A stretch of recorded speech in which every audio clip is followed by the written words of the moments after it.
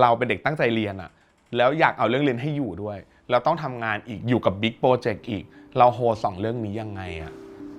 ตอนแรกโฮไม่ค่อยได้เท่าไหร่จริงๆเราก็อยากตั้งใจเรียนด้วยแต่ว่าด้วยการที่เราต้องไปเวิร์กช็อปไปออกกองอย่างเงี้ยมันไม่สามารถที่จะขอเลื่อนเขาได้เราต้องหยุดเรียนทำงานตั้งแต่เช้าบ่ายค่ำกลับมาก็ดึกๆครับทำไมมันหนักจังเลยไม่ไหวแล้วก็เลยเข้าไปห้องน้ำไปร้องไห้หนักมากๆผมถ่ายไพลอตครับวันแรกที่เห็นเล่นไม่ได้เลยเครียดมากๆครับว่าโปรเจกต์นี้มันจะเป็นยังไงรู้สึกเข้าใจเฮียแล้วครับว่าทำไมตอนนี้เฮียมารายการนี้เฮียร้องไห้เมื่อกี้มันมีนิดนึงจุดมาแล้ว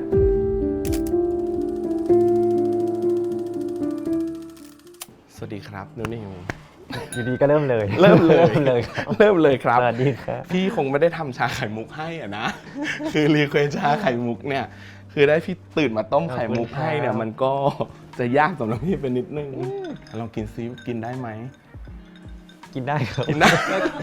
กินได้ยังไม่ได้เริ่มเลยโอเคไหมโอเคนี่คือแขกรับเชิญที่รู้เปล่าว่าคนรีเควสเยอะมากแล้วพี่ใช้เวลาขอคิวนูนิวไปประมาณ6 เดือนเลยนะก็เธออยู่ประเทศไทยไหมล่ะมีบินไปเรื่อยๆเธอไม่อยู่ประเทศไทยเลยไงล่ะจนได้วาระเนี้ยแหละถึงได้มาคุยกันมาเข้าเรื่องดีกว่าเรื่องแรกวันที่เราถ่ายนี้ก่อนเลยวันนี้จริงๆคือวันปล่อย MV ของนูนิวเพลงหมอนอิงใช่ตื่นเต้นไหมตื่นเต้นครับโปรเซสของการทำเพลงเล่าพี่ฟังหน่อยยากง่ายแค่ไหนสำหรับซิงเกิลเดี่ยวที่มันจะเป็นซิงเกิลแรกของเราอะไรอย่างเงี้ยก็เล่าก่อนละกันครับว่าจริงๆผมมันมีเพลงมาเยอะแล้วไม่ว่าจะเป็นทั้งแบบไอคนน่ารัก How You Feel ได้จนไปถึงน้องรักซีรีส์เพลงละครนู่นนี่ใช่ครับจนถึงรักแท้ก็แต่หลายคนอาจจะเห็นว่าแบบผมมีเพลงมาเยอะแล้วแหละแต่ว่าทั้งหมดอยากจะบอกทุกคนว่าทั้งหมดนั้นนะเป็นเพลงประกอบซีรีส์หมดเลยครับเป็นเพลงที่เล่าในมุมของตัวละครหรือว่าเล่าในมุมของละครหรือซีรีส์เรื่องนั้นๆครับไม่ได้เล่าเป็นตัวผมใช่แต่ว่าวันเนี้ยจะมีซิงเกิลที่ใช้ความเป็นตัวตนของผมจะทั้งหมดเริ่มคุยกับพี่ออฟว่าซิงเกิลแรกให้ใครแต่งดีซึ่งผมมีเพลงกับพี่แอมมาเยอะมากๆแล้วผมชอบสไตล์การแต่งเพลงของพี่แอมมากๆเลยก็เลยคุยกับพี่ออฟว่าอยากให้พี่แอมแต่งให้ดีกว่าครับพี่แอมก็พยายามทำให้มันออกมาเพอร์เฟกต์ที่สุดนั่นแหละครับจริงๆพี่แอมเครียดเหมือนกันนะครับที่จะแต่งซิงเกิลให้ผมเป็นซิงเกิลแรกใช่เพราะว่าแฟนๆทุกคนก็รอพี่แอมก็เครียดเหมือนกันกดดันกันทุกฝ่ายอยู่แล้วครับผมก็กดดันด้วยเหมือนกันว่าทุกคนจะชอบไหมคือจริงเพลงนี้จะร้องในคอนเสิร์ตพี่โตด้วยใช่ปะเพลงนี้จะได้ถูกร้องในคอนเสิร์ตพี่โตเป็นคอนเสิร์ตใหญ่ด้วยเป็นคอนเสิร์ตที่ไม่เคยคิดว่าจะได้ไปครับเพราะว่าพี่โตเชิญไปเป็นเกสดีใจมากๆเพราะเหมือนพี่โตก็เหมือนมองผมเป็นศิลปินแล้วใช่ไหมผมไม่อยากเป็นศิลปินแล้วเราก็เลยเอาซิงเกิลเดี่ยวซิงเกิลแรกเราขึ้นเวทีเขาด้วยไงขอให้โชคดีกับเพลงนี้บนเวทีเดี๋ยวพี่ไปดูด้วยขอบคุณครับฝากซิงเกิลนี้ก่อนเราเริ่มคุยกันยาวๆขอฝากเพลงหมอนอิงด้วยนะครับเป็นซิงเกิลเดี่ยวซิงเกิลแรกของผมเลยของนุนิวครับใช่ก็หวังว่าทุกคนจะชอบครับคือรายการนี้นิวมันเป็นรายการที่จะชวนคุยเรื่องความสุขในแต่ละช่วงชีวิตมันก็อาจจะพาย้อนไปคุยเรื่องตอนเด็กๆนิดนึงอะไรเงี้ยซึ่งนิวยังไม่ได้โตเหมือนแขกคนอื่นๆแขกคนอื่นใช้เวลานึกนานมากว่าตอนเด็กเขาเป็นยังไงอะไรเงี้ยนิวจำได้ป่าวว่าตอนช่วงสักประถมหรืออะไรเงี้ยตอนช่วงเด็กๆนิวเป็นเด็กประมาณไหนอ่ะเป็นเด็กขี้อายกว่านี้ครับเหรอขี้อายกว่านี้เยอะมากๆเลยตอนนั้นแบบผมชวนคนอื่นคุยไม่ค่อยเก่งแต่ว่าพอโตขึ้นเราก็มีเพื่อนเยอะขึ้นยิ่งพอมาทำงานในวงการก็ต้องเข้าสังคมให้เก่งขึ้นต้องพูดให้เก่งขึ้นเมื่อก่อนแบบออกไปพรีเซนต์งานหน้าห้องก็คือขาสั่นมือสั่นปากสั่นไปหมดเลยครับใช่แล้วก็ไม่กล้าไปยืนในที่คนเยอะด้วยครับตอนนั้นแบบขี้อายมากเพราะว่าอะไรเป็นคนรู้สึกว่าไม่มั่นใจในตัวเองหรือว่าอะไรใช่ครับไม่มั่นใจครับเป็นเด็กแบบไหนตอนอยู่โรงเรียนตอนอยู่กับเพื่อนอะไรเงี้ยจำได้ปะช่วงประถมนะเอาช่วงประถมตอนเด็กๆล่าเริงครับก็ล่าเริงแบบนี้นี่แหละครับใช่ก็มีเพื่อนก็แบบแต่ว่าก็จะค่อนข้างเป็นเรียกว่าเด็กเรียนไหมก็เรียนอยู่เป็นเด็กล่าเริงอยู่แล้วเวลาอยู่ในกลุ่มเพื่อนใช่ครับแล้วตอนอยู่ที่บ้านล่ะเป็นลูกแบบไหนของปากับม้าจริงๆ ป้าชอบเล่าว่าเมื่อก่อนผมมาซนมาก อืม แล้วชอบแกล้งคนอื่นด้วย อืม แบบ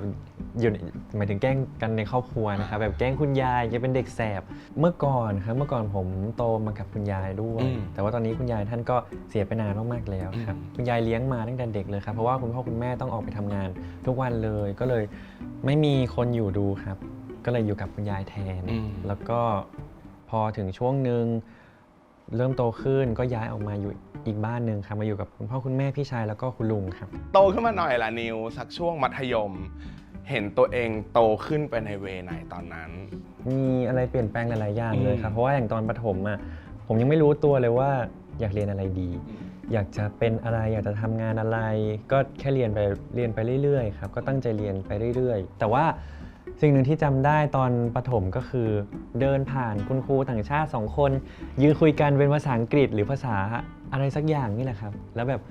เราอยากพูดได้บ้างจังอยากฟังได้ ตอนนั้นก็ยังไม่ได้คิดอะไรครับแค่รู้สึกว่าเราเริ่มสนใจในภาษานิดนึง แต่ตอนนั้นยังไม่รู้ตัวครับว่าชอบ จนกระทั่งมาจนถึงมัธยมก็ตอนม2ครับถึงจะเริ่มรู้ตัวว่าเราอยากเรียนภาษาจังเลยครับเพราะว่าตอนนั้นมีคาบเรียนวิชาภาษาอาเซียน ซึ่งจะเรียนผมก็เลือกเรียนภาษาจีนไปครับแต่ว่าเรียนแค่สัปดาห์ละครั้งคือตอนนั้นเรียนแรกๆก็ยังไม่ได้อะไรครับแต่ว่าเรียนไปสักแป๊บนึงก็รู้สึกว่ามันสนุกดีนะ รู้สึกชอบขึ้นมา ใช่ครับแล้วก็รู้สึกนึกย้อนไปถึงตัวเองตอนประถมว่าเนี่ยเราเคยสนใจในภาษาต่างประเท ได้ยิน ศ ภาษาแปลกๆตอนนั้นอะไรอ ใช่ ย่างเงี้ย ใช่ครับก็เลยเริ่มเรียนพิเศษภาษาจีนครับ อยู่ในเวตั้งใจเรียนมาตลอด เคยโดดเรียนไหม โดดเรียน ก็นับครั้งได้ครับ โดดไปทำอะไรโดด เช่น โดดไปซ้อมลีด โดดไปซ้อมลีดจำได้เขามีบ้างนิดหน่อย ซึ่งโดดก็ยังโดดไปทำกิจกรรมของโรงเรียน แต่ นะ แต่โดดไม่เคยโดดแบบว่า ออกไปเดินห้างอะไร ไม่ เคยปะโดดไปแบบไปสยามกับเพื่อนโดดไปดูหนัง ไม่ อะไร เค เงี้ ย ยไม่เคยเลยเหรอ ถ้าสมมติว่าโดดก็จะเป็นโดดไปทำกิจกรรม ของโรงเรียน มาก ที่ กว่า ในเวลาเรียนมันทำไม่ได้ ก็เลยต้องโดด ใช่ ไป ก็เลย ตั้งใจซ้อม ใช่ครับก็เลยต้องขออนุญาตโดดะ ขออนุญาตโดด คุณครู นะครับ ทีนี้ถามในมุมของอีกมุมหนึ่งบ้าง มุมของน้องชาย เป็นน้องชายแบบไหนสำหรับพี่เรา เป็นน้องชายที่คุยได้ทุกเรื่องครับ เพราะผมสนิทกับพี่ชายมากๆเลยพี่ตีครับ เหมือนเราสนิทกันตั้งแต่เด็กแล้วครับเด็กมากๆเลย ก็สนิทกันเล่นกันมาตลอด ทีนี้ก่อนเข้ามหาลัยนิวแพลนว่ายังไงบ้างช่วงนั้นตอนมปลาย ตอนแรกอะผมอยากจะยื่นขอทุนไปเรียนปริญญาตรีที่จีนเลยครับ ตอนนั้นก็ดำเนินเรื่องแล้วแหละ แต่ว่าคิดไปคิดมาเปลี่ยนใจครับ เพราะว่า เหมือนป้ากับม้าเขาก็บอกว่าเหมือนถ้าเรียนที่ไทยเราจะมีคอนเนคชันด้วยนะ เราจะมีแบบสังคมเพื่อนๆที่นี่ด้วย ก็ถ้ามองในมุมนั้นก็ใช่ครับ เพราะว่าเรื่องคอนเนคชันสำคัญมากๆจริงๆครับ ก็เลยตัดสินใจตั้งใจอ่านหนังสือสอบได้ที่เกษตรศาสตร์ครับตอนนั้นแพลนว่าอยากจะเรียนภาษาจีนไปเลยนี่นะครับ เรียนไปแล้วก็ทำงานด้านภาษาจีนเลยใช่แล้วก็ตอนนั้นแพลนแอบคิดในหัวแล้วด้วยครับว่าจริงๆ ถ้าเราเรียนปริญญาตรีที่เนี่ยเราจะไปเรียนปริญญาโทต่อที่ประเทศจีนปี 1 ปี 2นี่นะครับตอนนั้นเล่าเลยแล้วกันครับว่าก็มีพี่คนหนึ่งพี่จิวครับพี่จิวก็ทักมาใน Facebook ครับว่าสนใจงานในวงการบันเทิงไหมช่วงก่อนหน้านี้ผมไม่เคยคิดอยากจะลองทำงานในวงการเลยครับ ด้วยเราเป็นคนกึ่งขี้อายนิดนึง ใช่ ด้วยแหละไม่ค่อยใช่ แต่ว่าตอนนั้นพอมีโอกาสเข้ามาปุ๊บแล้วเราไม่เคยทำตอนนั้นเหมือนเริ่มโตขึ้นแล้วก็เริ่มแบบอยากลองนะอยากลองจังเลยครับ ก็เลยลองไปถามป้ากับม้าดูครับป้ากับม้าก็โอเคถ้าอยากลองก็เอาเลยครับ เข้ามาอยู่กับพี่จิวแล้วครับพี่จิวก็พาไปนู้นไปนี้พาไปแคสต่างๆ ไปหลายที่มากๆเลยครับ แต่ว่าตอนนั้นเหมือนผมเพิ่งเริ่มต้นเป็นเด็กใหม่มากๆยังไม่เคยทำอะไรเลยครับ ก็ไม่ได้มีคนสนใจขนาดนั้นใช่ครับก็พลาดมากับหลายที่มากๆเลยครับจนกระทั่งมีอยู่โปรเจกต์หนึ่งซึ่งเป็นโปรเจกต์ภาพยนตร์ครับตอนนั้นก็เข้าร่วมไปแล้วแหละครับแล้วก็มีการเวิร์กช็อปแล้วถ่ายฟิตติ้งแล้วเรียบร้อยกำลังจะเตรียมตัวถ่ายทำจริงๆแล้วแต่ว่าอยู่ดีก็พับไปครับ ก่อนที่จะเข้าไปถึงเรื่องภาพยนตร์นี้ก่อน ตอนนั้นป้ากลับมารู้สึกว่าให้เราไปทำเต็มที่เลย แต่ว่าเรื่องเรียนต้องเรียนไปด้วย ตอนนั้นเรารู้สึกยังไงบ้าง คือรู้สึกว่ามันหนักไปไหมสำหรับเราที่ทำในช่วงนั้น จริงๆตอนแรกผมยังไม่รู้ครับว่าชีวิตคนทำงานเป็นยังไง เพราะเราไม่เคยทำงานมาก่อนเลยครับพาร์ทไทม์ก็ไม่เคยทำครับเราไม่รู้ว่าคนทำงานเป็นยังไงทำงานหนักแค่ไหนงานในวงการบันเทิงเป็นยังไง ตอนแรกก็ยังไม่ได้รู้สึกว่าเราคงไม่สามารถโฮทั้งสองอย่างไว้ได้ครับจนกระทั่งเราได้มาลองทำจริงๆอันนี้ครับถึงจะรู้ว่ามันไม่ใช่เรื่องเล่นๆเลยนะชีวิตพอเราได้มาก้าวมาสู่การทำงานจริงๆครับมันไม่ได้มีแค่ตัวเรามีคนอื่นๆด้วยมีแบบทุกฝ่ายเลยแล้วแบบทุกฝ่ายเขาทุกคนเขาจริงจังกันมากๆไม่ใช่เรื่องเล่นๆเลยครับแปลว่านิวก็ต้องพยายามทำให้ทั้งสองทางมันดีไปพร้อมๆกันใช่ครับพยายามโฮไว้ได้ให้ได้ทั้งสองอย่างครับแต่ในช่วงแรกๆอาจจะยังไม่ได้หนักเท่าไหร่ครับเพราะว่าแรกๆก็ยังไม่ได้มีงานเยอะเท่าเหมือนตอนนี้ครับแต่ว่าจะเริ่มเครียดตอนที่แบบเริ่มมีซีรีส์นิ่งเฮียก็หาว่าซื่อครับโอเคทีนี้ไปถึงโปรเจกต์ภาพยนตร์ที่เล่าเมื่อกี้มันเหมือนกับว่าเราได้ก้าวเข้าไปละมันแพลนมันเริ่มแล้วอะพอถึงจุดที่มันจะต้องพับโปรเจกต์ตอนนั้นความรู้สึกของเด็กคนหนึ่งที่กำลังจะได้งานแรกที่เป็นงานใหญ่ด้วยงานภาพยนตร์ด้วยนะมันรู้สึกยังไงบ้างก็เสียใจมากเพราะว่าผมก็เตรียมตัวมาอย่างดีเลยแล้วก็อ่านบทจำบทพร้อมแล้วแหละพร้อมสำหรับการถ่ายทำแล้วแหละซึ่งอยู่ดีก็หายไปเลยครับคือพี่แค่รู้สึกว่าในมุมของเด็กคนหนึ่งอายุ18 19ประมาณนั้นนะ17 18ประมาณนี้ช่วงนั้นถูกไหมที่กำลังจะได้เข้าไปทำงานแล้วพอมันรู้สึกว่ามันเกิดความผิดหวังตอนนั้น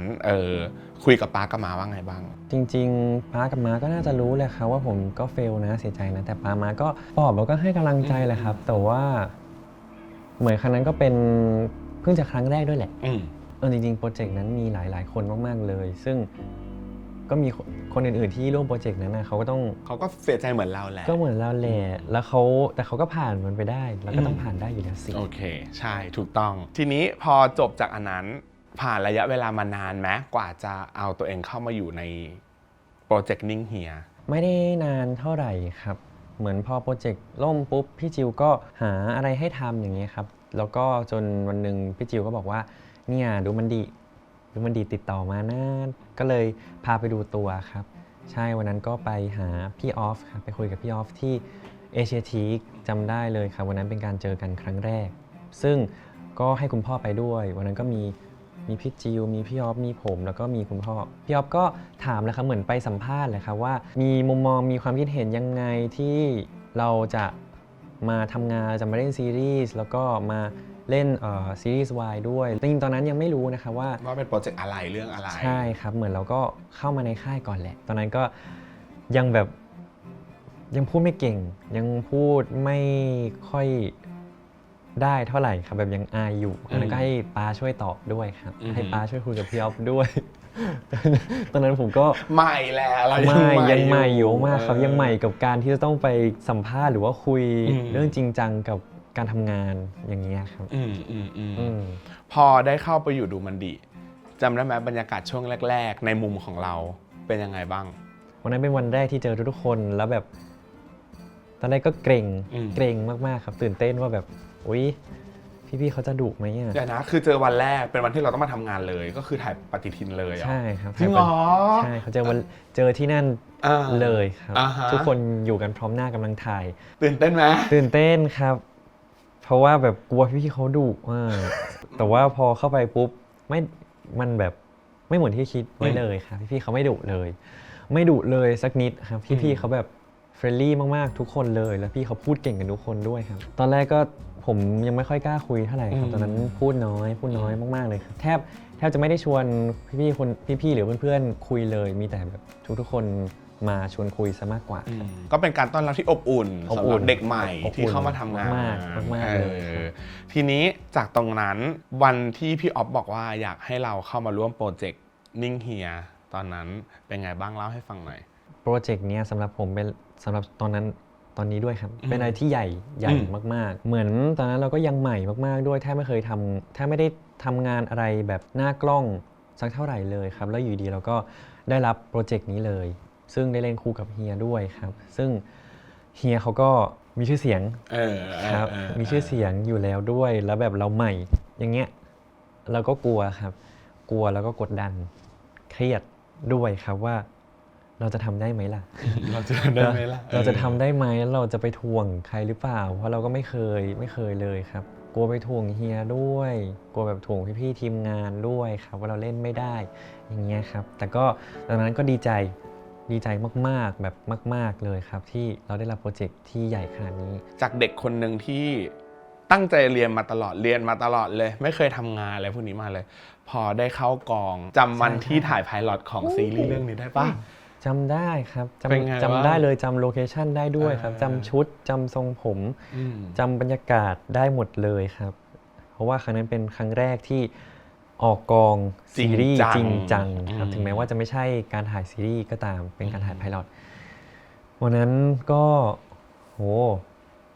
วันนั้นเล่นไม่ได้ครับ เหมือนเราก็เวิร์กช็อปมาพอสมควรแล้วแหละเวิร์กช็อปการเป็นตัวละครมาบ้างแล้ว แต่ว่าพอมาอยู่หน้ากล้องจริงๆ มันทั้งเกรงทั้งแบบตื่นเต้นทำอะไรไม่ถูกด้วยครับ แค่เดินก็เกรงแล้วครับ ก็เลยแบบถ่ายอยู่หลายเทคพอสมควรครับ ตอนนั้นก็พยายามแล้วแหละ พยายามรีแลกซ์ให้ได้มากที่สุด แต่ว่าเหมือนเรายังไม่เคยมันครั้งแรก เครียดไหม เครียดครับพี่คนหนึ่งในกองแล้วกันครับ ก็บอกว่าถึงวันที่ถ่ายซีรีส์นิ่งเฮียไปแล้วอย่างนี้ถ่ายไปนานถ่ายจนแบบจบแล้วครับพี่เขาก็มาเล่าย้อนทีหลังว่า แกตอนแรกที่ฉันเห็นผมถ่ายไพลอตครับวันแรกที่เห็นนะเล่นไม่ได้เลย แล้วพี่เขาเครียดมากๆครับว่าโปรเจกต์นี้มันจะเป็นยังไงโปรเจกต์นี้จะผ่านไปได้ไหมเพราะว่าผมใหม่แล้วก็เล่นไม่ได้ด้วยครับแต่ว่าพอมาถึงวันที่ถ่ายซีรีส์จริง ๆ ก็เวิร์กช็อปฝึกฝนมาขึ้นเรื่อยๆอย่างเงี้ยครับก็เล่นได้เล่นได้นะ พี่เขาก็โล่งใจครับใช่พี่เขาก็ดีใจที่แบบเห็นพัฒนาการของผมตั้งแต่วันที่ถ่ายไพลอตมาจนถึงวันที่ถ่ายซีรีส์ครับเปลี่ยนไปก็เยอะพอสมควร นิวอยู่กับความพยายามแหละ ตั้งใจ เวลาเรียนก็ตั้งใจเรียน ตั้งใจ พอทำงานก็ตั้งใจทำงาน พอถึงการถ่ายซีรีส์จริงและเข้าสู่การทำงานจริง ๆ แบบเต็มรูปแบบ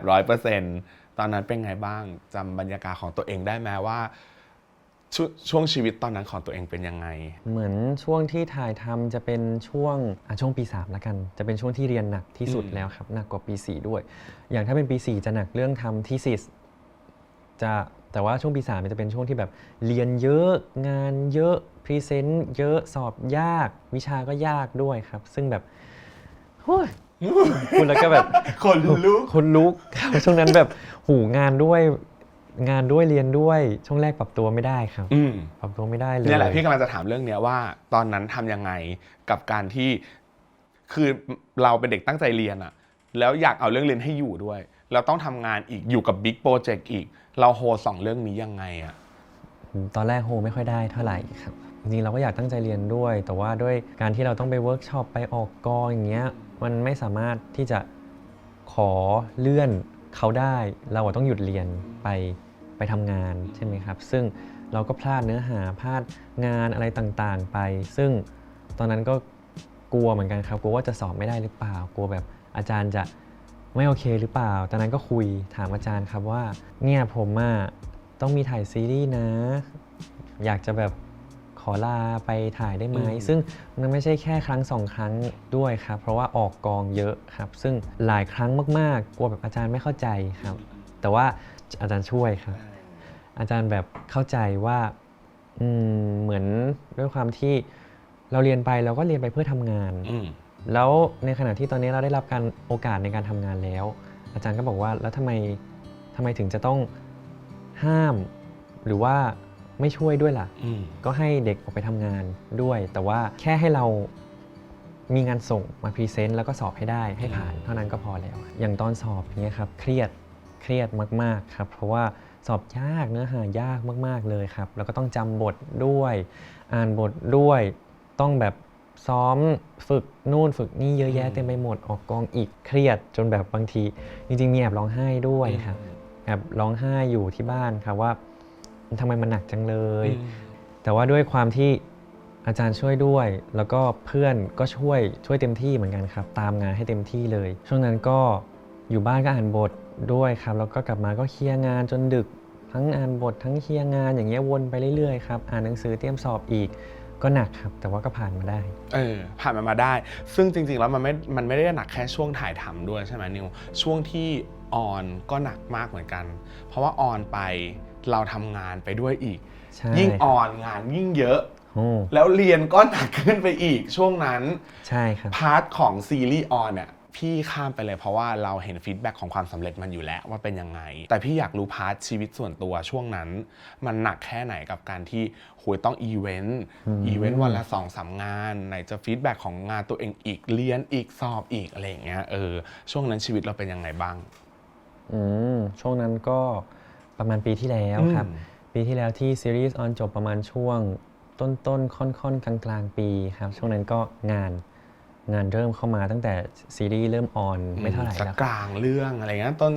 ใช่ครับงานก็เริ่มเข้ามาแล้วช่วงแรกๆอาจจะยังไม่ได้เยอะเท่าไหร่ครับแต่ว่าจะเยอะทุกอย่างจะโหมเข้ามาตอนที่ซีรีส์ออนจบแล้วครับเรื่องเรียนก็ต้องทำเต็มที่อยู่แล้วแต่เรื่องงานอันเนี้ยก็ต้องทำเต็มที่เหมือนกันเพราะว่าเราไม่สามารถเทได้ยังไงก็เทไม่ได้ครับคนทั้งกองอะเนาะใช่ทั้งกองทั้งแบบลูกค้าแบรนด์ต่างๆด้วยมันเป็นการทำงานแล้วครับเราต้องเต็มที่มันหนักถึงขั้นไหนนิวช่วงนั้นแบบกลับบ้านเป็นไงบ้างนอนบ้างไหมหรือว่าได้คุยกับป้ากับม้าได้เล่นกับแมวได้คุยกับพี่ชายบ้างไหมอะไรเงี้ยถ้าช่วงที่หนักก็ไม่ค่อยเท่าไหร่ครับเหมือนพอแบบงานเริ่มเยอะขึ้นเหมือนตอนเช้าเราก็ต้องออกไปทำงานและทำงานตั้งแต่เช้าบ่ายค่ำกลับมาก็ดึกๆครับบางทีกลับมาทุกคนก็นอนกันหมดแล้วช่วงนั้นก็ขึ้นบ้านอาบน้ำนอนแล้วครับแล้วเช้าก็เข้าลูปเดิมก็เหมือนเดิมครับวนไปเรื่อยๆเรื่อยๆครับแต่มันเหมือนเป็นช่วงเก็บเกี่ยวประสบการณ์ของเราจริงๆนะครับใช่เหมือนจะเรียกว่าเป็นโกลเด้นไทม์เลยก็ได้ครับถึงแม้ว่าเราก็มีเหนื่อยบ้างแต่เราก็ฮึบผ่านมันมาได้ครับมันทำให้ผมได้ลองทำอะไรหลายๆอย่างมากๆเลยว่าจะเป็นทั้งมีเพลงมีออกอีเวนต์มีเดินแบบมีถ่ายแบบอาจจะมีแฟชั่นโชว์บ้างทำให้ผมแบบมีประสบการณ์ในการทำงานในวงการเยอะถ้าจะครบแล้วอะ ทำงานมา1 ปีอะน่าจะครบทุกอย่างมากกว่ารุ่นพี่ในวงการบางคนอีกอะก็ไม่รู้ว่าครบหรือยังแต่ก็หลายอย่างก็ยังมีอีกหลายอย่างแหละที่อยากลองใช่พอมาถึงช่วงที่ได้ทำงานเยอะๆนิวมันจะเริ่มมีช่วงที่มีอินเตอร์แฟน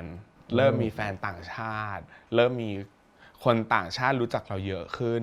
ตอนที่ออกไปทำงานต่างประเทศได้เจอแฟนๆต่างประเทศเป็นไงบ้างวันที่บินออกไปก็ตื่นเต้นครับตื่นเต้นมากๆเพราะว่าเราก็ตั้งแต่เด็กผมไม่ค่อยได้บินไปไหนเท่าไหร่ครับอย่างมีเคยไปแค่ที่สิงคโปร์ตอนม.ต้นกับจีนตอนม.ปลายแค่นี้เลยครับแล้วก็ไม่เคยไปไหนอีกเลยจนกระทั่งซีรีส์ออนจบนั่นแหละครับก็ไปต่างประเทศจำได้เลยครับพอไปสนามบินปุ๊บทุกคนแบบอุ๊ยน่ารักจังเลยครับทุกคนแบบบางคนก็มีป้ายมาชูด้วยแล้วก็เรียกโนนิวมาต้อนรับใช่มาต้อนรับที่สนามบินครับแบบทุกคนน่ารักมากๆเลยอบอุ่นครับแล้วแบบบรรยากาศในงานอย่างงานแฟนมีตอย่างเงี้ยครับทุกคนก็แบบเอนจอยมากๆแล้วก็โอ้ยดีใจจังเลยที่แบบเขาชอบในซีรีส์ของเราแล้วก็ชื่นชอบในตัวเราด้วยแล้วก็คนอื่นๆด้วยครับจริงๆเส้นทางของนิ่งเฮียมันคือเส้นทางที่ทำให้นิวได้เจอสิ่งนี้แหละต่างๆเหล่านี้ถ้าพี่จะถามว่านิวคิดว่าซีรีส์นิ่งเฮียสร้างความสุขอะไรให้กับนิวบ้างนิวพอจะสโคปให้พี่ฟังได้ไหมว่าซีรีส์เรื่องนี้ทำความสุขอะไรให้นิวบ้างซีรีส์นี้เหมือนสร้างชีวิตให้ผมเลยสร้างชีวิตใหม่เรียกแบบนี้เลยดีกว่าครับเหมือนซีรีส์นี้เป็นแทบจะเป็นแบบทุกๆอย่างของผมแล้วแหละครับใช่เพราะว่าซีรีส์เรื่องนี้ทำให้ผมมีงานจนถึงทุกวันนี้ทำให้ผมมีโอกาสต่างๆเข้ามามากขึ้นถ้าเกิดว่ามีซีรีส์เรื่องนี้ครับก็จะไม่มีผมที่มานั่งทำงานอยู่ทุกวันนี้เลยครับถ้าไม่มีเฮียด้วยครับเพราะว่าซีรีส์เรื่องนี้ก็ผ่านมาด้วยกันกับเฮียก็สู้มาด้วยกันเยอะมากๆเหมือนกันนะครับเพราะว่าอยู่กับเฮียช่วงนั้นแทบจะอยู่ด้วยกันทุกวันเลยด้วยซ้ำก็แทบอาทิตย์หนึ่งก็แทบจะเจอกันทุกวันครับเพราะว่าแบบไหนจะเวิร์กช็อปไหนจะถ่ายซีรีส์อีกซึ่งถ่ายซีรีส์อาทิตย์หนึ่งก็ถ่ายหลายวันนะครับซึ่งแบบซีรีส์เรื่องนี้ก็สร้างความสุขให้ผมเยอะมากๆเลยครับเพราะว่าทำให้ผมมีงานจนถึงทุกวันนี้ทำให้มีแฟนๆแบบคอยซัพพอร์ตมากขึ้นด้วยจากที่ไม่เคยมีมาก่อนเลยครับช่วงนั้นตอนที่ทำงานกันเยอะๆอยู่กับเฮียทำงานกันหนักๆช่วงนั้นให้กำลังใจกันยังไงบ้างนิวกับ พี่ซี ให้กำลังใจกันยังไงก็จริงๆให้กำลังใจกันบ่อยครับไม่จะเป็นทั้งพิมพ์ข้อความหากันแล้วก็อย่างเวลาเจอกันก็กอดกันหรือว่าหอมกันก็มีจุ๊บกันบ้าง ให้กำลังใจ ให้กำลังใจครับใช่ครับส่วนใหญ่ก็จะเป็นที่ชอบก็จะเป็นกอด กอดครับกอดกับหอมอันนี้รู้สึกว่ามันแบบมอบ energy ให้เรามากๆเลยครับ ทีนี้หลังจากผ่านช่วงนั้นไปแล้ว มันกำลังจะเกิดเรื่องที่สำคัญมากๆของนิวอีกอย่างหนึ่งก็คือการมีคอนเสิร์ตเดี่ยวครั้งแรกของตัวเอง จากเด็กที่ไม่กล้าแสดงออกเลยอยู่หน้าเสาธงยังอายเลยอะในวันที่ตกลงกับพี่ออฟว่าเอาล่ะทำคอนเสิร์ตใหญ่กันตอนนั้น เกิดอะไรขึ้นทำไมถึงอยากทำคอนเสิร์ตนี้ตัดสินใจกับพี่ออฟเขาว่าอยากจัดเพราะว่าเราก็ไม่เคยทำด้วยครับเหมือนตอนนั้นถ้าจะคอนเสิร์ตเลยจะเคยผ่านมาแค่ DMD Land ครับตอนนั้นก็คุยกันแบบก็หาคอนเซปต์ว่าจะทำยังไงดีตอนนั้นเราก็ยังไม่เคยรู้เรื่องเท่าไหร่ครับเพราะว่าเราไม่เคยทำก็คุยกันเยอะครับว่าจริงๆเราอยากร้องหลายแนวหลายภาษามากๆครับพี่บางคนก็บอกว่ามันจะเยอะไปไหมสำหรับหนูจะฝึกหนูจะแบบไม่เครียดใช่ไหมว่าแบบพอเราอยากจะทำหลายๆเพลงหลายๆแนวเงี้ยครับแล้วแบบถ้าเราจำไม่ได้หรือว่าเรากดดันอย่างเงี้ยเขาก็เป็นห่วงว่าเราจะไม่เครียดเองใช่ไหมเราก็แบบถ้าเครียดก็ต้องทำครับเพราะเราอยากทำ เพราะเราเป็นคนเลือกครับเรามันเป็นครั้งแรกของเราด้วยเราก็เลยอยากจะร้องหลายๆภาษาวันนั้นครั้งนั้นจำได้ครับว่าร้องไป6ภาษาเลยมีทั้งไทยอังกฤษจีนเกาหลีญี่ปุ่นแล้วก็มีสเปนเป็นไงบ้างหลังจบคอนเสิร์ตช่วงนั้นหนักหน่วงมากๆเลยครับช่วงนั้นเรียนด้วยใช่ครับหนักแบบหนักมากๆครับเพราะว่าซ้อมคอนเสิร์ตไม่ใช่เรื่องเล่นๆครับช่วงนั้นก็จำได้ครับมีเรียนแล้วก็ทำงานเสร็จกลับมาก็ไม่ได้กลับครับไปซ้อมคอนเสิร์ตต่อช่วงดึกๆทุกคืนเลยเพราะว่าต้องซ้อมทุกคืนแล้วครับไม่งั้นจะไม่ทันแล้วก็ต้องจำเนื้อเพลงเยอะมากๆด้วยครับเรื่องจำเนื้อเพลงนี่แหละครับที่ทำให้ผมเครียดเพราะว่ามันหลายภาษาเห็นไหมล่ะเขาเตือนเธอแล้วไง ว่าจะไม่เครียดใช่ไหมเครียดเองนี่แหละเครียดเองแต่ก็ว่าเราเลิกแล้วก็ต้องทำให้ดีที่สุดใช่ครับทั้งซ้อมเต้นซ้อมร้องซ้อมภาษาช่วงนั้นหนักมากมีจังหวะท้อไหมนิวมีครับมีอยู่แล้วครับก็แอบร้องไห้เหมือนเดิมครับแอบไปร้องไห้เหมือนเดิมว่าหนักมากๆเลยจริงๆเรียกว่าเราเครียดกว่าถ่ายซีรีส์อีกครับเพราะว่าเหมือนอย่างถ่ายซีรีส์ยังมีเทคได้มีถ่ายใหม่ได้แต่ว่าอันเนี้ยเราไม่สามารถย้อนกลับมาแก้ไขได้แล้วครับถ้าเกิดว่าเราพลาดบนเวทีก็คือพลาดเลยซึ่งเราไม่อยากพลาดครับจำได้เลยวันนั้นเหมือนจะวันที่ถ่ายงานอยู่กับเฮียด้วยอยู่ที่กองถ่ายงานอย่างอื่นครับก็แบบวันนั้นพอใกล้วันคอนเสิร์ตปุ๊บเครียดแบบไม่มีกระจิตกระใจจะทำงานแล้วเรายังจำเนื้อไม่ได้เลยยังจำท่าเต้นไม่ได้เลยยังร้องไม่ได้เลยซึ่งมันใกล้มากๆแล้วเราก็เครียดมากๆซึ่งเวลาผมเครียดแล้วผมรู้สึกว่าหน้าผมจะออกหน้าผมจะออกครับซึ่งถ่ายงานซึ่งพอหน้าออกก็ถ่ายงานได้ไม่ดีเท่าที่ควรใช่ครับเฮียก็เป็นห่วงจนแบบมันไม่ไหวแล้วครับวันนั้นในวันนั้นนี่แหละครับในกองนั่นแหละไม่ไหวแล้วก็เลยเข้าไปห้องน้ำไปร้องไห้หนักมากๆเลยครับแบบระบายเหมือนได้ระบายออกไปเลยรู้สึกเข้าใจเฮียแล้วครับว่าทำไมตอนนี้เฮียมารายการนี้เฮียร้องไห้เมื่อกี้เหมือนมีนิดนึงจุดมาแล้วจะออกมาแล้วครับแต่ไม่ออกไม่ร้องหรอกไปตามฟีลพี่เอาตามที่นิวอยากเล่าพอร้องไห้ปุ๊บพี่อ๊อฟก็เป็นห่วงด้วยเหมือนกันครับเพราะวันนั้นพี่อ๊อฟก็อยู่ด้วยก็แบบทุกคนเป็นห่วงมากแต่ทุกคนก็เข้าใจเขาผมเครียดมากๆแต่พอร้องไห้ปุ๊บก็โอเคกลับมายิ้มได้กลับมาทำงานได้ครับเพราะเหมือนเราได้ปลดปล่อยออกไปแล้วตอนนั้นพอได้ร้องไห้ได้ระบายทุกอย่างออกมาละใกล้วันคอนเสิร์ตแล้วได้ขึ้นคอนเสิร์ตจริงๆวันนั้นความรู้สึกที่ได้เจอแฟนๆเป็นไงบ้างคิดว่าหลายๆคนเป็นครับคือการที่ขึ้นคอนเสิร์ตขึ้นเวทีช่วงแรกๆแล้วเห็นคนเยอะมากๆเต็มไปหมดเลยครับแบบเยอะไฟทั้งเสียงกรี๊ดทั้งทุกอย่างเกรงสั่นมากๆเลยตอนนั้นแบบเราจะโฮอยู่จริงๆใช่ไหมนะเราจะสามารถ โชว์ต่อไปได้ใช่ไหมเพราะว่าเพลงแรกเราก็สั่นแล้ว แต่ว่ายังไงเราก็ต้องทำต่อไปครับ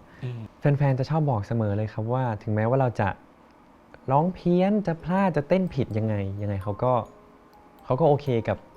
ยังไงเขาก็ชอบอยู่ดียังไง เพราะว่าเขารู้ไงว่านิวตั้งใจทำมาตั้งแต่ต้น ใช่ครับพอเรารู้แบบเนี้ยเราก็มาคิดได้ครับว่าจริงๆขึ้นคอนเสิร์ตแทบจะไม่มีใครไม่พลาดหรอกครับมันต้องมีการผิดพลาดบ้างอยู่แล้ว ซึ่งพอขึ้นไปได้สักพักหนึ่งเริ่มกลางๆคอนเสิร์ตหลังๆตั้งแต่กลางๆเป็นต้นไปนี่เริ่มปล่อยใจเริ่มแบบรีแลกซ์ขึ้นเยอะมากๆมันเลยครับโอ้โหคราวนี้เราแบบจะร้องเพี้ยนก็เพี้ยนไปเลยแฮปปี้ไหมมีความสุขไหมช่วงนั้นหลังจากจบคอนเสิร์ตไปแล้วแฮปปี้ครับยังไงจนทุกวันนี้ก็ยังไปย้อนดูคลิปในวันเกิดอยู่เลยครับแล้วก็ยังเห็นผ่านโซเชียลด้วยเรามีความสุขกับการที่เราจัดคอนเสิร์ตนะการที่เรายืนอยู่บนเวทีการที่เราได้ร้องเพลงการที่เราได้เต้นได้พูดคุยบนเวทีกับแฟนๆเยอะๆอย่างเงี้ยครับเรามีความสุขถึงแม้ว่าจะมีเครียดมีกดดันมีเกรงบ้างแต่ว่าพอสักแป๊บนึงเราก็จะปล่อยแล้วก็จะรีแลกซ์มีความสุขมากๆณโมเมนต์นั้นครับรู้สึกว่าอยากจัดอีกทีนี้พี่อยากรู้นิวคืออันนี้มันผ่านช่วงที่มันจบคอนเสิร์ตมาแล้วเราได้เหมือนเททุกอย่างออกไปแล้วสิ่งที่เราซ้อมที่เราเหนื่อยมามันจบไปแล้วมีความสุขกับมันแล้วแต่ถ้าให้นิวย้อนกลับไปตอนนั้นน่าจำได้ว่าช่วงที่นิวท้อที่นิวเหนื่อยนอกจากอยู่กับตัวเองเรารู้สึกว่าถ้าได้ปล่อยออกมาแล้วเราได้ระบายเราโอเคแล้วเราทำงานต่อได้ช่วงนั้นมีกำลังใจอื่นๆอีกไหมที่ส่งมาถึงนิวแล้วรู้สึกว่าทำให้นิวทำงานนี้ต่อไปได้มีครับจริงๆผมถ้าอยู่ตัวคนเดียวไม่สามารถผ่านเรื่องราวทุกอย่างไปได้อยู่แล้วครับก็ได้รับมาเยอะเลยครับจากคนรอบข้างว่าจะเป็นทั้งพี่ออฟพี่กล้าเฮียแฟนๆด้วยแล้วก็ครอบครัวด้วยป้าม้าพี่ตีอย่างเงี้ยครับซึ่งแฟนๆเนี่ยจะเป็นรอยยิ้มเป็นความสุขให้มากๆอยู่แล้วครับทุกคนอาจจะคอยแท็กมาใน Twitter ตลอดเลยครับว่าแบบเป็นกำลังใจให้นะอย่างบางคนเห็นว่าแบบผมลงสตอรี่ดึกๆซ้อมอยู่แน่ๆเลยทุกคนก็จะแท็กมาแล้วครับว่าแบบเป็นกำลังใจให้นะแบบขอให้หนูแบบทำให้เต็มที่เท่าที่หนูหวังเลยนะแต่ว่าอย่าฝืนนะถ้าเหนื่อยก็พักบ้างซึ่งแบบแต่ละข้อความก็คือทำให้เราแบบมีกำลังใจขึ้นมาเยอะมากๆเลยครับแล้วก็การกินด้วยมันขาดไม่ได้อะเนาะการกินขาดไม่ได้ครับซึ่งต้องได้กินของอร่อยด้วยเราต้องกินครับใช่แล้วการกินเนี่ยเป็นอะไรที่ช่วยมอบพลังให้ผมมากๆเลยจนถึงทุกวันนี้ทีนี้พอผ่านช่วงนั้นมานิวอีกหนึ่งโปรเจกต์ที่นิวกำลังทำอยู่ตอนนี้ก็คือกำลังจะมีหนังคู่กับเฮียแล้วก็พี่ทับทิมประสบการณ์ใหม่กับการเล่นหนังเป็นไงบ้างการแสดงภาพยนตร์กับซีรีส์ไม่เหมือนกันครับยิ่งซีรีส์นี่เฮียก็หาว่าซื้อเป็นซีรีส์โรแมนติกคอมเมดี้ซึ่งดับแสงระวีไม่ใช่คอมเมดี้เลยครับเป็นโรแมนติกสยองขวัญการเล่นต่างกันมากๆครับเพราะอย่างในนิ่งเฮียจะเล่นมีการเล่นใหญ่มีการเล่นหน้าเล่นตาน้ำเสียงอย่างเงี้ยครับแต่ว่าพอไปออกกองดับแสงระวีวันแรกเหมือนเราติดการเล่นซีรีส์ไปด้วยวันนั้นเล่นไม่ค่อยได้เท่าไหร่ครับเฮียก็เครียดด้วยเหมือนกันครับเหมือนผมติดน้ำเสียงดิสนีย์ติดน้ำเสียงดิสนีย์ไปด้วยเอาไปใช้ในดับแสงระวีใช่ครับติดน้ำเสียงกันแบบเพราะว่าเวลาเป็นหนูเกื้อไอ้เกื้ออย่างเงี้ยครับมันก็จะมีความแอบดิสนีย์อยู่ทำเล่นใหญ่อยู่ครับแต่ว่าแสงระวีไม่ใช่แบบนั้นครับก็ต้องปรับตัวแล้วโปรเจกต์ปีนี้นอกจากที่ทุกคนจะได้เห็นในเดือนนี้แล้วกำลังจะมีโปรเจกต์อะไรอีกไหมครับก็พูดทั้งหมดเลยแล้วกันครับอย่างในปีนี้ก็อย่างวันนี้เลยมีหมอนอิงครับซิงเกิลแรกใช่อยากจะฝากให้ทุกคนรอฟังด้วยครับเพราะว่ารอมานานพอสมควรครับการที่จะมีซิงเกิลแรกแล้วมีภาพยนตร์ต่อไปจะเป็นภาพยนตร์ครับดับแสงระวีแล้วก็มีเพลงแสงระวีด้วยที่ร้องกับเฮียครับมีไปเป็นแขกรับเชิญพี่โตด้วยเดี๋ยวจะมีซีรีส์เรื่อง Survivor ที่ประกาศไปตอน DMD Line Up ครับใช่ก็ดีไม่นานก็จะเริ่มแล้วครับแล้วก็อีกอย่างหนึ่งก็คือคอนเสิร์ตคู่ครับคอนเสิร์ตคู่ของผมกับเฮียครับซึ่งเป็นคอนเสิร์ตคู่ครั้งแรกแล้วก็คิดว่าจัดใหญ่แล้วก็เต็มที่มากๆด้วยครับก็ฝากแฟนๆติดตามทุกโปรเจกต์ของทั้งดูบันดิแล้วก็ซีนิวด้วยเนาะใช่ครับแต่ละช่วงชีวิตของนิวมันมีทั้งช่วงที่ท้อ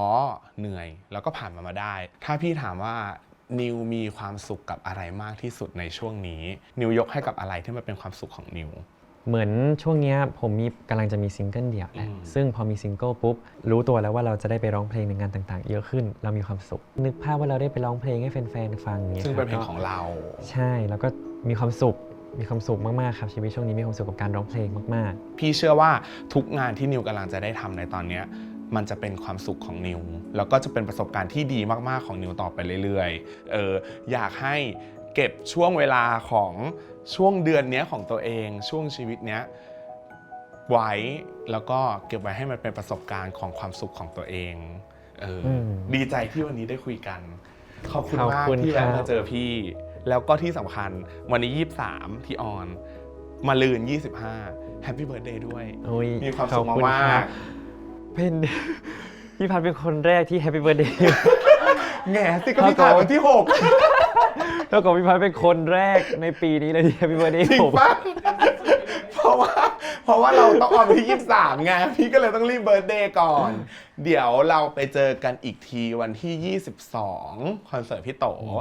ไว้ค่อยรับของขวัญวันเกิดวันนั้นเดี๋ยวไปเจอกัน ขอบคุณค่ะ แฮปปี้เบิร์ธเดย์ล่วงหน้าก่อนเนาะ ขอบคุณค่ะ มีความสุขมากๆ ขอให้ปีนี้นิว